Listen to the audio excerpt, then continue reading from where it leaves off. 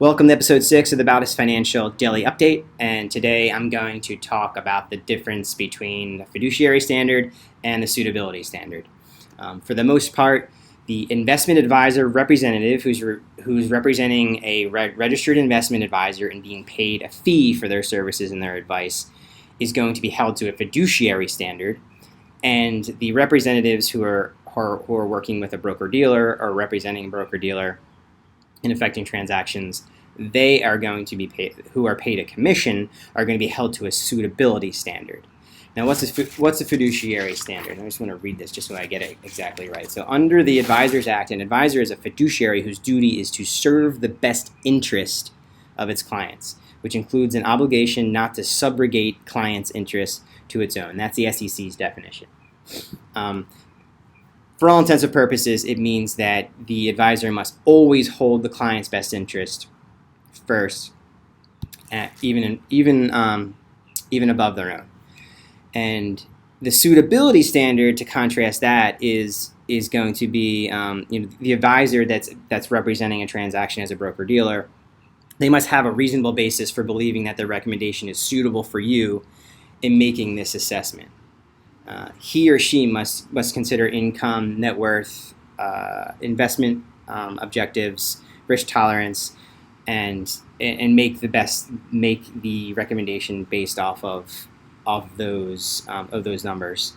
And they need to prove that the recommendation is suitable based off of those numbers. Now, there could be hundreds of different investment products out there that are considered suitable.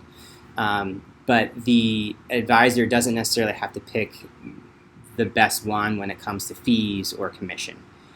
So there may be, in some cases, especially with wirehouses, and an advisor who's working directly for, let's say, typically like some of these bigger companies. But and I'll get a little bit more into how the differences are. But there may be a situation where that advisor could make more money based off of one investment over the other.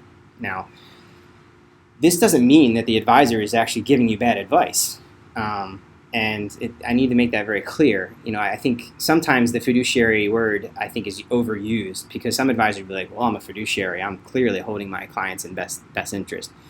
And I don't know if that's necessarily true, because just because you're held to fiduciary, it doesn't necessarily mean that you are making the best holding the clients. I mean, it means the law says that you have to. I'm going to actually, here in a couple of days, point out some of the things that I think the fiduciary standard actually creates, in some ways, a conflict of interest, ironically. But I think for all intents and purposes that the law is going to say that fiduciary, the advisor is held to that fiduciary standard, has to make has to give advice regardless of their financial compensation. So, and if they do have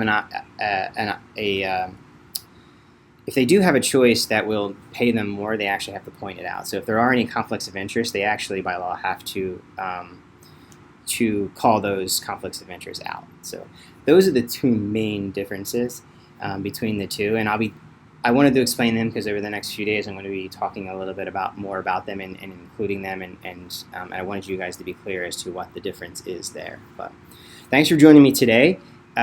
Join me tomorrow when I'm going to start to bring everything together, some of the ideas about commissions, advice, and the fiduciary and suitability standard, and start to bring things together a little bit more. But I'll see you tomorrow. Thanks.